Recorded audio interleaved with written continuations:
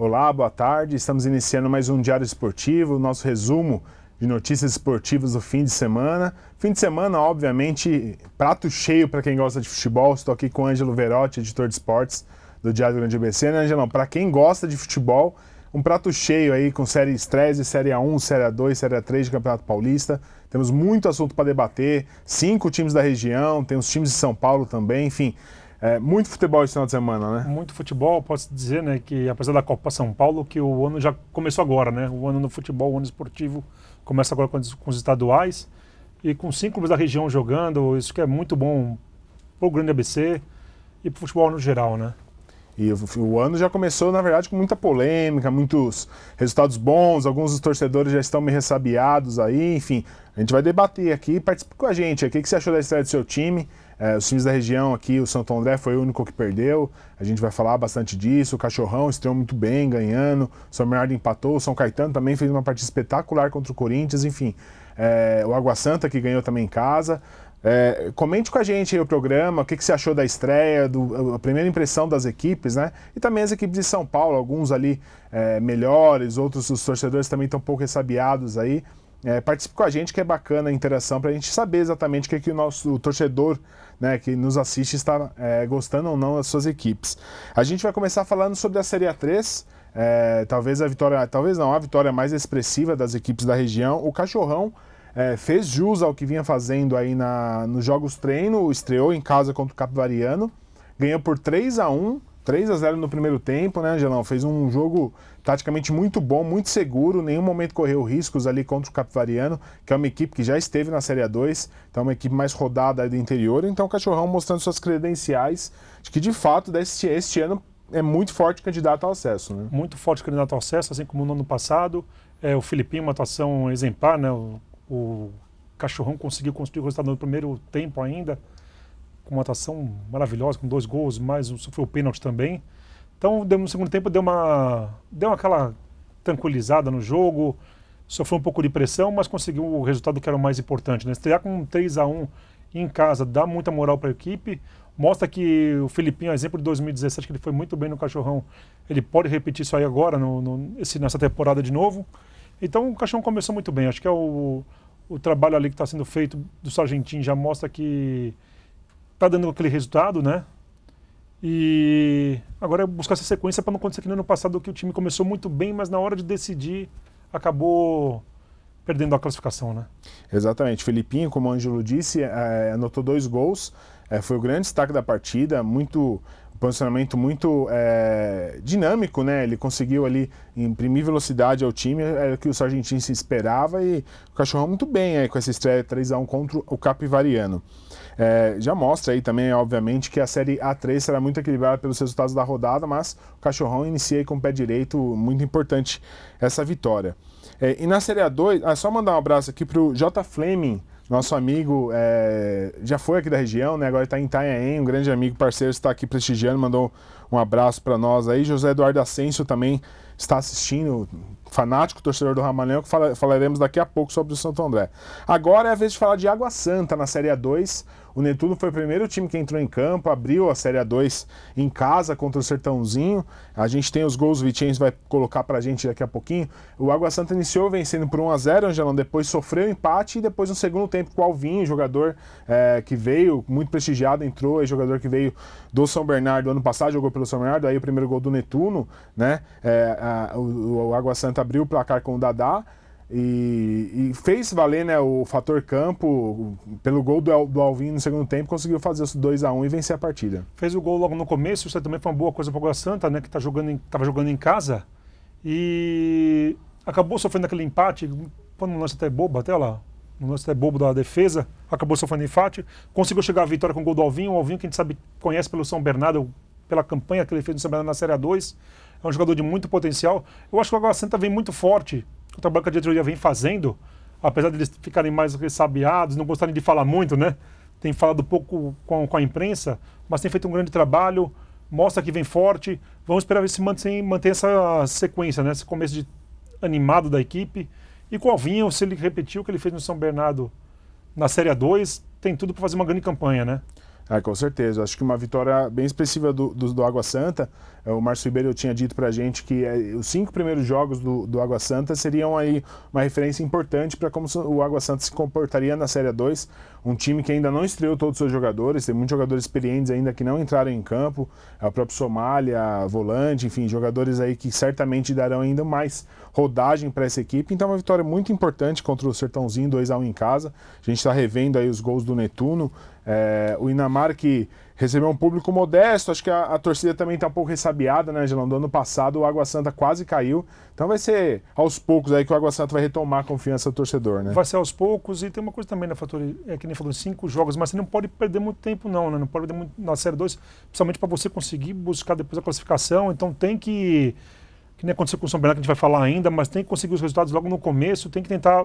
Eu sei que tem aquela fase de ajustes, mas os times não podem bobear tanto não podem bobear porque senão começa a ver os adversários abrirem vantagem e depois fica difícil de correr atrás, né? Mas é importante o resultado para o Água Santa, que jogou em casa também, exemplo do EC São Bernardo na Série 3 e fez valer o mando de campo, isso é o mais importante. Exatamente, então aí o Netuno com 3 pontos já na Série 2, que começou com uma rodada muito equilibrada. E agora a gente passa para o Santo André, que foi a única equipe da região que acabou perdendo, o Santo André que pegou o Rio Claro no interior. O torcedor do Santo André tinha uma expectativa muito grande para a estreia desta equipe, aí, comandado pelo Fernando Marchiori, e ficou muito decepcionado com essa derrota para o Rio Claro. O Rio Claro que não aparece ali entre os grandes times da Série 2, pelo menos no papel, não tem um time extremamente qualificado, então a expectativa era que o Santo André pudesse conseguir um bom resultado lá no interior. E segundo, eu não estive no jogo, mas segundo informações que nós apuramos, o Santo André entrou ali muito devagar. E o Rio Claro parece que jogando uma final de Copa do Mundo, e essa foi a diferença. O Rio Claro abriu 2-0 logo no primeiro tempo com um gol de falta. A gente tem o segundo gol, que é do Natan, o Vicenzo vai colocar pra gente, Ângelo. Até que queria que você comentasse. O lateral direito, o Juan do Santo André, vacilou ali. Você vê que o Natan parte em velocidade ali e acaba vencendo facilmente o lateral direito, que o técnico inclusive substituiu no intervalo. Pelas informações que eu obtive, foi grande aí. O grande problema da equipe. O grande problema, exatamente. E nesse segundo gol dá pra ver de fato ele vacila ali. Ele não acompanha. Quando ele percebe, o atacante já tá ali 3 metros à frente e não tinha mais como chegar. Então, uma derrota preocupante pro torcedor do Santo André, né? Mas o Santo André até no segundo tempo começou. Mostrou mais ritmo no segundo tempo, tomou os 2 gols no primeiro tempo, porque o Rio Claro impôs um ritmo muito forte, até por causa do calor também no interior, então acabou beneficiando o time da casa, né? Tá mais acostumado ali com essa temperatura, diferentemente de quem está aqui na capital, né? Ou aqui no Grande ABC, que a gente pode dizer.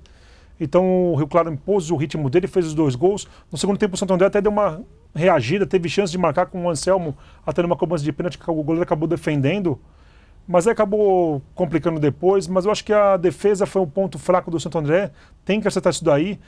E falando mais também, Fator, eu fico meio receoso, que nem, não vou criticar o treinador, o Marchiori, ele chegou, está iniciando aqui no futebol paulista, mas eu fico meio com o pé atrás com essa história de trazer muito jogador que trabalhou com ele. Claro, todo treinador indica alguém que trabalhou com ele, um ou outro, mas ele trouxe muita gente que trabalhou com ele e não foram em grandes centros, entendeu? Então isso me deixa um pouco com o pé atrás, inclusive para jogar uma Série 2 do Paulista, que é o que não. É um campeonato pegado, é um campeonato diferente. Eu fico meio com o pé atrás, mas vamos confiar no trabalho também. O Santo André esteve fora de casa, tem esse também o fator de jogar fora. Na quarta-feira vai dar um bom indicativo para a gente, um jogo em casa aqui agora, na quarta-feira. Exatamente. Vai dar para saber mais ou menos como essa equipe vai reagir, se vai ter condição de reagir ou não, ou se o torcedor do Santo André pode se preocupar já para a sequência do campeonato, né? Exatamente. O Santo André que pega a Penapolense agora quarta-feira no Bruno Daniel. Penapolense que estreou perdendo em casa por 2-0, né? Então é uma chance de ouro para o Santo André retomar a confiança. A gente sabe que a 2 é muito curto, né? Tira curto, então precisa vencer essa partida contra a Penapolense em casa para reagir. O José Eduardo Ascenso, que é um torcedor que esteve lá no jogo, ele disse: a esperança é que o treinador parece ser bom, tanto que no intervalo resolveu o problema do time. Ele faz referência aqui justamente ao lateral, ao Juan, que foi substituído pelo... Na verdade, o Jonathan, que é volante, acabou assumindo a vaga ali na lateral direita, e ele colocou o Matheus Santiago na frente. Então, assim, é um treinador que me parece, como você disse, ele trouxe muitos jogadores do Maringá, muitos jogadores que trabalharam com ele, mas o Fernando Marchiori me parece, pelo menos a princípio, que faz um trabalho bom. Inclusive, tem até uma situação aí do goleiro, que ele trouxe um goleiro de confiança, que é o Matheus Nogueira, e quem tá jogando é o Tomazella, que não é um jogador que ele trouxe. Então, me parece que isso daí típica atitude para ganhar o elenco. Quem está melhor vai jogar. O próprio Matheus Santiago, um jogador da base, que é novidade, entrou primeiro que o Vitor Sapo, que é um jogador muito mais experiente. Então isso acho que é importante, ele mostrar para o elenco que de fato vai jogar quem tiver melhor. Então a esperança, como o José Eduardo aqui disse, é que o Fernando Marchiori consiga aí, dar um padrão tático interessante para o Santo André nessa sequência da Série A2. Tivemos ainda envolvendo clubes da região, a Portuguesa e São Bernardo 1-1, um resultado assim bom para o São Bernardo, apesar de que a Portuguesa vem numa situação muito delicada nos últimos anos, mas montou um time com o Luiz Carlos Martins, um treinador que sabe jogar divisão. Estava vencendo por 1-0 a Portuguesa e o São Bernardo acabou empatando a partida, né? É um resultado que pode ser considerado satisfatório para uma estreia, né? É satisfatório, foi 1-1, um gol do Francisco Alex no segundo tempo, né? Exato. Veterano Francisco Alex. Eu acho que para jogar fora, para jogar no Canindé, quer não. A Portuguesa ela caiu, tem caído da elite, né? Foi caindo, desapareceu do brasileiro. Agora no Paulista, na Série A2 do Paulista, tá querendo ressurgir. Tá precisando ressurgir até para a equipe não acabar, para o clube não acabar. Então acho que o São Bernardo indo lá, arrancando um empate na primeira rodada, é um grande resultado para o São Bernardo. O São Bernardo que a gente aposta com essa parceria com o elenco, que possa fazer uma grande competição com jogadores que vieram, né? Inclusive com a volta do treinador, né? Então acho que o São Bernardo conseguiu um bom resultado, fica bem para a sequência da competição e acertar a equipe aí. Eu acho que o Sr. Júnior vai conseguir, com esses jogadores que estavam, com alguns, né, da antiga gestão, com esses novos que vieram acertar esse time e fazer uma grande Série A2. Se vai chegar, a gente vai mostrar durante a competição mesmo. Mas é um grande resultado para o São Bernardo. O Regis, né, um jogador que veio emprestado do São Caetano, fez o primeiro gol contra para a Portuguesa. Depois, como o Ângelo disse, o Francisco Alex, aos 36, já do segundo tempo, ali, já numa reta final da partida, conseguiu arrancar o empate. Tem uma polêmica nesse jogo, né, Ângelo? A Portuguesa, a diretoria colocou R$100 o ingresso dessa partida. Uma polêmica ali, enfim, eles queriam forçar o torcedor a comprar o carnê para todos os jogos no valor de R$140, que é um valor bem tranquilo para 7 jogos que a Portuguesa fará em casa, né? Mais ou menos R$20 aí pro jogo e, enfim, foi uma bagunça no Canindé, os torcedores chegando viram a R$100 uma partida de Série A2, caíram para trás, enfim. E o Canindé praticamente vazio também favoreceu um pouco o São Bernardo nessa situação. Favorece, fica um jogo neutro, né? Mas a Portuguesa estava lendo que tinha conseguido vender 2.000 carnês já para a competição toda, né? Foi uma estratégia que a diretoria adotou para conseguir atrair o torcedor. É claro que quem não comprou o carnê vai chegar ali, vai ficar revoltado por ver um preço desse, porque quer não, no Brasil atualmente, no futebol brasileiro, é um valor absurdo, né? Absurdo. Diante da situação. Mas também há de se louvar um pouco da estratégia da Portuguesa de se vender o carnê. Você, tenta fazer aquele torcedor marcar presença no estádio em todos os jogos, que é o que o time precisa também, né? É o apoio que a torcida precisa, que o time precisa para poder fazer um bom campeonato. Mas foi um pé atrás, eu não critico tanto, entendeu? Não foi. O preço é absurdo, mas a estratégia também não acho totalmente errada. Tem quem vê prós e contras essa decisão da diretoria. E o São Bernardo que joga agora no meio de semana contra a Inter de Limeira, né? Em casa. Acho que a gente não falou o adversário do Água Santa na próxima rodada. O Água Santa pega o Nacional, fora de casa. O Nacional, que é justamente o time aí que se envolveu com o São Bernardo, a troca de treinadores e de jogadores, né? Acabou perdendo o treinador, né? Exatamente. O Nacional que estreou perdendo para a Portuguesa Santista 1-0, pega o Água Santa. A gente disse que o Santo André joga em casa com a Penapolense, no Bruno Daniel. Na quarta-feira, aliás, esse jogo 4 horas da tarde, torcedor que trabalha aí está revoltado. Só lembrando que esse jogo é às 4 do Santo André, tem refletor, mas para utilizá-lo, o Santo André tem que bancar cerca de R$14 mil para colocar os geradores no Bruno Daniel e, infelizmente, para um jogo de Série A2, mesmo que o Santo André bancasse esse valor para fazer à noite, ele não teria na bilheteria o valor suficiente para compensar esse jogo noturno. Infelizmente, hoje em dia, os clubes têm que pensar muito nisso. É dinheiro que vai fazer diferença, né? Depois, na hora de fechar o caixa. Então, tem que se marcar à tarde mesmo e também sei até que ponto, marcando à noite, iria aumentar tão assim o número de torcedores que você falou, né? Não ia cobrir a bilheteria, não ia cobrir o gasto que teria à noite. Então a diretoria tem que pensar desse jeito mesmo, tem que economizar. Infelizmente é isso aí, é o futebol brasileiro, né? Talvez uma segunda fase, né? Se o Santo André acabar passando, aí sim jogos decisivos à Leva pra noite, né? noite, Exatamente. Só para finalizar o assunto Série A2, o José Eduardo diz aqui que o Santo André precisa de um atacante rápido pelo lado esquerdo para fazer a dupla com o Denis Neves, que joga muito. Eu concordo, acho que o Denis Neves, aliás, foi a principal contratação do Santo André, aliás, ao lado do Diego Macedo, que ainda vai estrear. Então talvez esse jogador, o Diego Macedo, não é tão rápido, mas joga pelo lado esquerdo, então... Zé Eduardo, quem sabe aí com o Diego Macedo, talvez estreando na quarta-feira, possa aí representar um ganho de qualidade para o Santo André ali no lado esquerdo. Então agora vamos falar de Série A1, jogo com muita polêmica, São Caetano e Corinthians, o Azulão, uma estreia muito boa do São Caetano, né, Angelão? É como a gente esperava, a gente disse durante a semana, vem noticiando aí com bastante frequência que o São Caetano montou um time muito bom, com bastante jogadores rodados, jogadores inclusive com passagem por time grandes, inclusive o Rafael Marques, que fez gol de pênalti no empate por 1-1 com o Corinthians. O que se lamentar para o torcedor do São Caetano, o gol no finalzinho, né? Apesar de que antes do gol, o São Caetano tinha perdido umas 4, 5 bolas pelo alto, o Corinthians tinha deixado já de empatar o jogo por uma bola aérea, parecia que era no sinal e de fato aconteceu, né?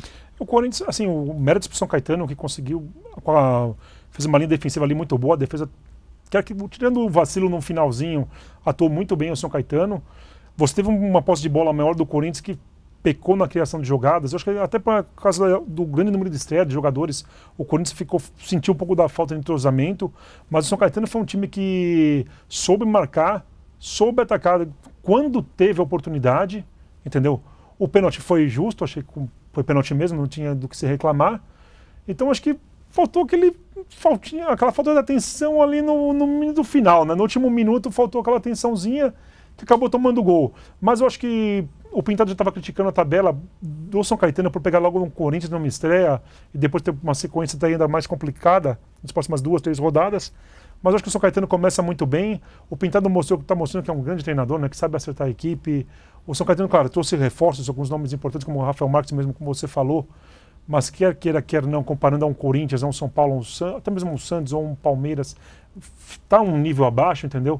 Mas acho que o São Caetano começa muito bem, mostrou que para manter uma sequência assim, a defesa se atuar que nem fez ontem, nas próximas rodadas, tem tudo para acertar. Aí é o ataque do São Caetano fazer gol mesmo e o São Caetano deslanchar. Eu acho que o São Caetano tem muita chance de chegar em umas quartas de final novamente, repetir a campanha do ano passado. Tem muitas possibilidades. Eu também acho, depois dessa estreia, acho que o torcedor do São Caetano também ficou com esse otimismo aí. Eu gostei muito do Capa.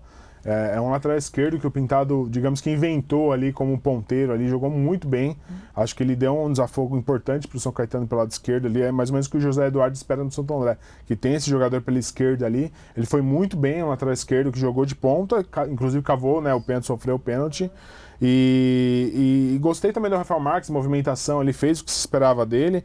A defesa, acho que por mais que tenha tido muito problema pelas bolas aéreas, acho que o Pintado vai precisar corrigir esse problema aí. O gol do Henrique, o Henrique praticamente se abaixa para fazer o gol, então esse é um problema que certamente o Pintado conseguiu captar nessa estreia. Então vamos esperar que o São Caetano evolua, assim como o Corinthians também vai evoluir com a entrada de muitos jogadores que ainda não puderam atuar, né, Angelão? O próprio Manuel, zagueiro, Bocelli, atacante. Então, enfim, eu acho que os dois times têm muito a evoluir no campeonato, é só uma estreia, mas já deu para mostrar aí que o São Caetano de fato vem para brigar por uma vaga, e o Corinthians é melhor, certamente é melhor do que o Corinthians de 2018, então imagino que o torcedor também está um pouco mais otimista aí com essa temporada corintiana, depois desse empate aí com o São Caetano 1-1. E até porque se chegarem agora para o Corinthians, para chegar o Wagner Love, que está negociando, e o próprio Guilherme Arana na lateral esquerda, que a diretoria quer fechar nessa semana, o Corinthians fica forte de novo. Ainda tem para entrar Ralf, tem muita gente para jogar ainda. Gabriel. Então, é claro, acho que o São Caetano tem que comemorar ter pego o Corinthians na primeira rodada, vamos ser honestos também.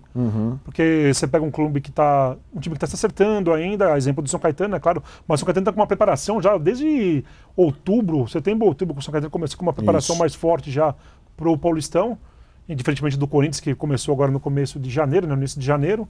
Então você pega uma sequência logo agora com o Corinthians na primeira rodada, que é um time que está desentrosado ainda, arranca um empate desse. É importantíssimo para o São Caetano dar confiança para as próximas rodadas, acredito. Com certeza. E o São Caetano, que o Pintado reclamou, Angelão, de fato, ele pega o Ituano em casa agora, que é um time que acho que é a 17ª temporada na Série A1, então é um time já muito calejado em Série A1, enfim, um orçamento bem maior, e é um time muito difícil de ser batido, pega em casa e depois pega o Palmeiras em casa também, então de fato uma campanha de início de campanha muito rígida, né? muito difícil para o São Caetano na Série A1. E eu acho que o São Caetano tem até que comemorar isso que a gente estava falando e comemorar de pegar um Palmeiras também, que está numa fase, que nem com o rodízio do Felipão, que ele já falou que ele vai fazer na equipe. Então acho que o São Caetano ali, que nem vai agora pegar o Ituano, arrancou uma vitória, né? O importante é uma vitória agora. E o empate contra o Palmeiras já são, quer não, são 3 resultados importantíssimos para começo de campeonato, né? Dá uma moral pro elenco, entendeu? Porque se você começa tomando uma paulada do Corinthians, vamos supor que pega do Ituano, e depois toma outra paulada do Palmeiras, dá aquele desânimo já, né? Sim. 3 jogos. Mas se você arranca o empate do Corinthians, que consiga pelo menos um empate, ou até uma vitória, quem sabe, contra o Palmeiras, e vencendo o Ituano, é outro nível, já dá outra motivação pro próprio time. Com certeza. E agora vamos avançar, né, nos jogos da rodada. O Santos, que venceu a Ferroviária, o Santos que já não está uma bagunça, o São Paulo ali já entrando em rota, em colisão com a diretoria do Santos, falando que não recebeu os reforços prometidos, jogadores saindo, anunciando que praticamente não querem jogar no Santos. Olha, o Santista precisa se preocupar, porque a temporada 2019 promete fortes emoções, apesar de que iniciou com o pé direito, né? O Santos venceu a Ferroviária por 1-0, né? Jogando na Vila Belmiro, o gol de Ian Mota, aos 33 minutos do segundo tempo. A gente está, inclusive, vendo o gol do Santos. E um resultado bom pela vitória, mas um ambiente muito tumultuado na Vila Belmiro, né? O que me chamou a atenção foi que nem na véspera do jogo, o São Paulo falar que ele não sabia que o Santos estava em crise financeira. Eu acho que é muito complicado o treinador declarar isso, porque mostra como ele está mal informado, ele não sabe para onde ele está indo.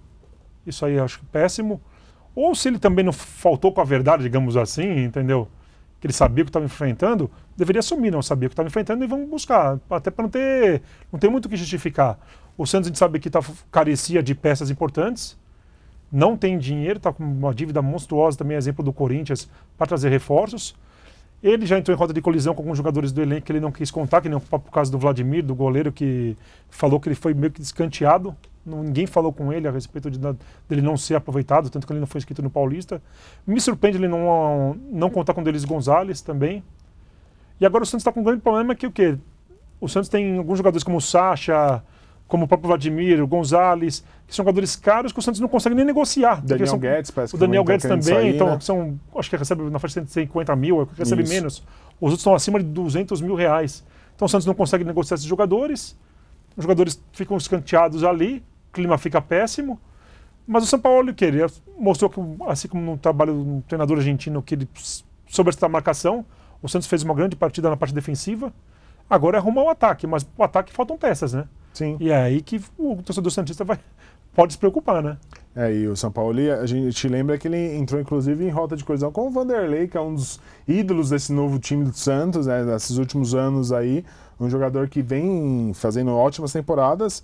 Ele inclusive chegou a solicitar um goleiro, porque o Vanderlei não sabe jogar com os pés. Então, olha, início de trabalho muito difícil para o São Paulo aí, me parece que umas 2, 3 derrotas seguidas aí não segura no cargo, não. Vamos avaliar aí como começa a temporada do Santos, mas o Santista certamente está ali com muito receio dessa temporada 2019.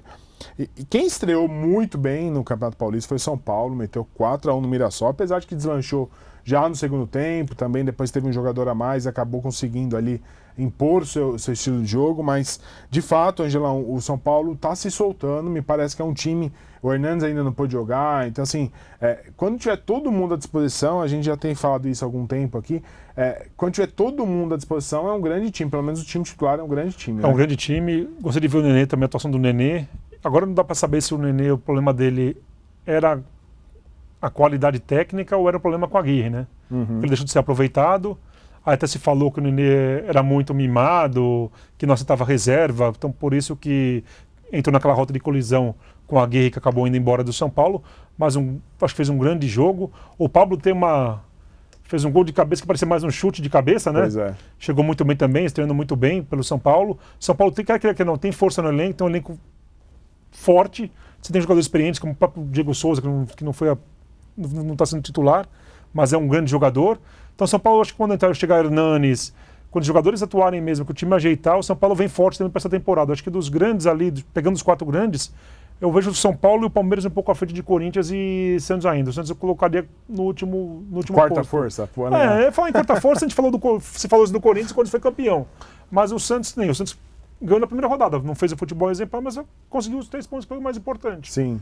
Eu acho que São Paulo ali, um pouquinho abaixo do Palmeiras com o melhor elenco, mas o São Paulo ajeitando esse time, ele vai se dar bem, eu acho. Mostrou um grande resultado.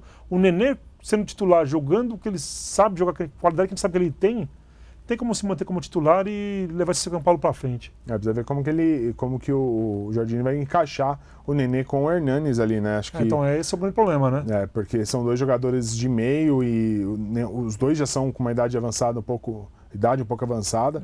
Ver como se encaixaria esses 2 jogadores aí, mas é um começo de temporada muito interessante de São Paulo. Sou fã do Pablo, acho que é um jogador que chama gol. A bola bate nele, tá no lugar certo, um posicionamento incrível.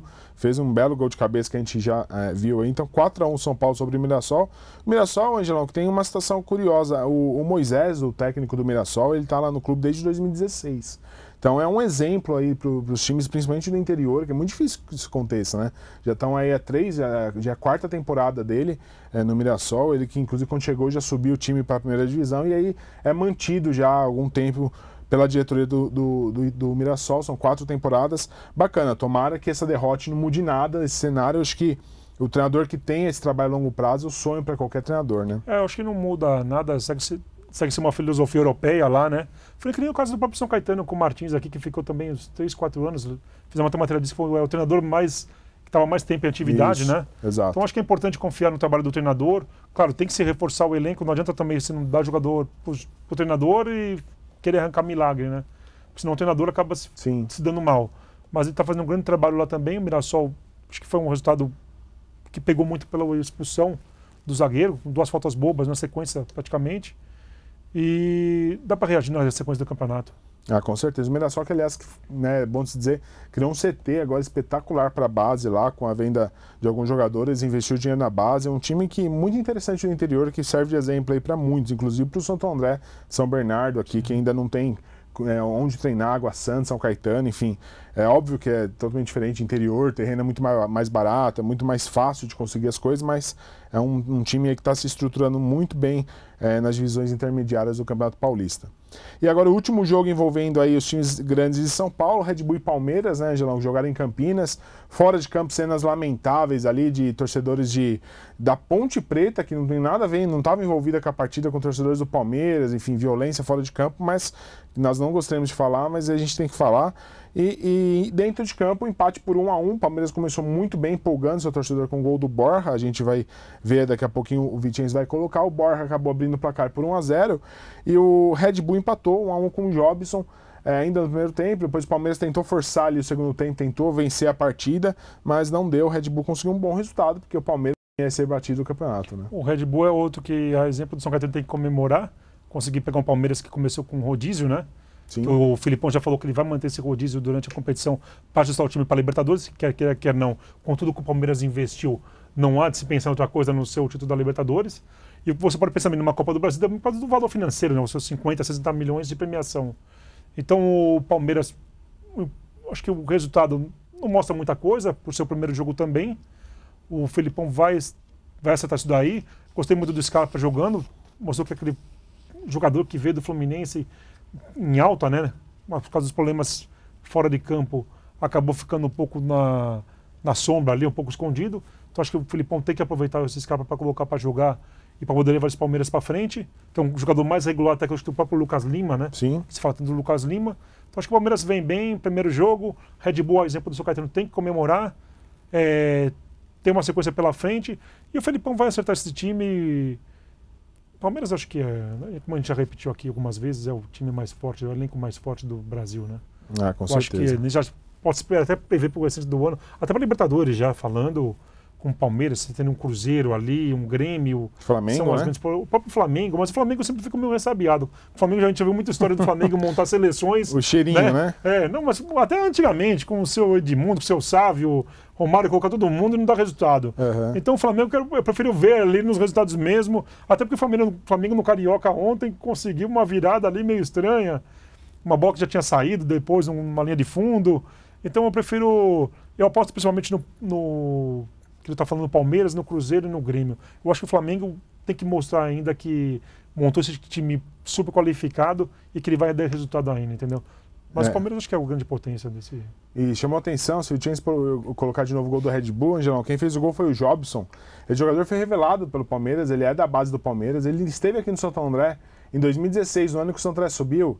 E tem uma curiosidade que eu lembrei na hora, eu estava assistindo a partida. O Jobson, quando ele veio pro Santo André, ele veio como meia, ele tá jogando de volante, de 5 ali, primeiro volante no Red Bull, acho que ele foi muito bem na partida, não só pelo gol, mas é um jogador que sabe jogar, sabe sair jogando, e acho que aí tá o gol do Jobson. Você vê que ele dá um tapa de perna esquerda na bola, defensável pro Everton.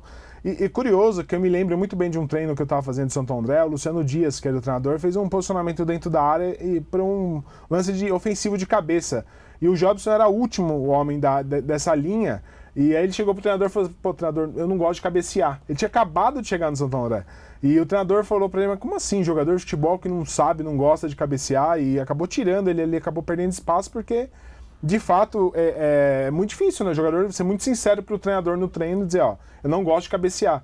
E ele era meia no Santo André, alguém, não sei em qual momento da carreira, alguém enxergou nele uma condição de volante, tá recuado ali, foi muito bem contra o Palmeiras, contra esse time, né, o time que revelou. Então é bacana essa história do Jobson aí, que inclusive comemorou o nascimento da filha 3 meses, que a filha nasceu, e que acabou fazendo o gol para ela, né? Eu acho legal essa honestidade dele, mas não pode desistir, né? Você pensar num jogador que não gosta de cabecear a bola, isso não existe, né? Exatamente. Isso é uma coisa, uma pessoa que joga vôlei e fala: não gosto da manchete, não gosto de fazer bloqueio, né? Não existe mesmo. Mas é legal ver que ele fez um belo de um gol, né? Isso tem que ser polivalente, né, Fattori? Hoje em dia. Não há possibilidade do cara não conseguir ou não querer fazer alguma coisa. Tem que fazer de tudo.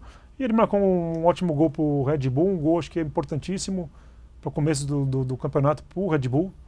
E tem que comemorar esse resultado e o gol dele também. Exatamente. E sorte aí para o Jobson e para o Red Bull, para o Palmeiras também, obviamente, no restante da temporada. Estamos encaminhando aqui para o final do programa.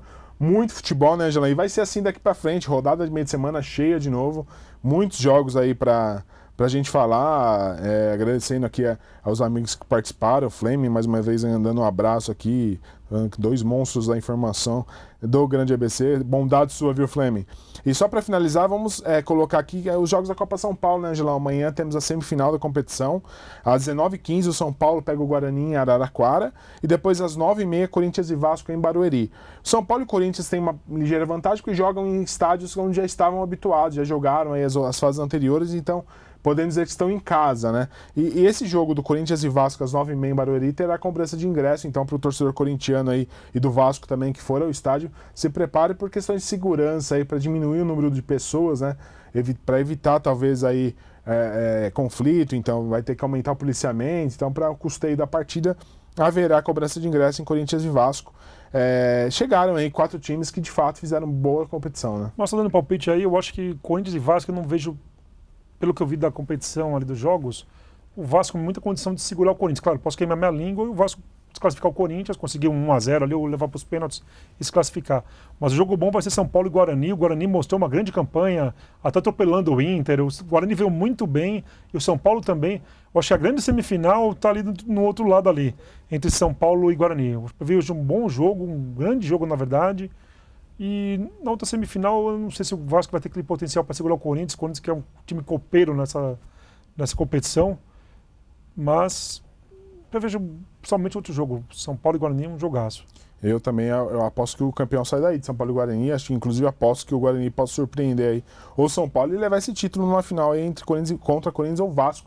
Eu acho que o Vasco tem um jogador muito bom, o número 10, Lucas Santos, 1,64 m, é um baixinho muito abusado. É um jogador que pode fazer a diferença a favor do Vasco. O Corinthians tem um elenco. Fabrício Oia aí, que já é a 10ª copinha que ele tá jogando. Obviamente que é brincadeira, acho que é a 4ª copinha. Fabrício Oia é um jogador aí, um meia muito promissor da base do Corinthians, então vai ser um jogo bem interessante, Corinthians e Vasco. Eu acredito que possa passar, eu acho que passa o Corinthians e passa o Guarani. Vamos apostar aí para ver como que fica essa final da Taça São Paulo de Futebol Júnior. E também, antes da gente finalizar, falar do handebol masculino, né, Angelão? Está acontecendo o Mundial Masculino da Alemanha. O Brasil conseguiu uma vitória espetacular contra a Croácia, uma das grandes favoritas ao título. Venceu a Croácia por 29-26. Está jogando nesse momento contra a Espanha, precisa ganhar da Espanha hoje. e depois pegar a Islândia na quarta-feira, precisa ganhar os 2 jogos, ainda torcer para uma combinação, mas é uma campanha já histórica do Brasil, que já está entre os 12 primeiros, uma colocação jamais alcançada, e brigando aí para uma semifinal ainda, né? É engraçado até ver pelo momento que o handebol brasileiro passa, né, com denúncias, né, de corrupção, tudo. Você vê que nem a seleção feminina tinha sido campeã mundial, aí deu não uma desaparecida, mas deu uma queda.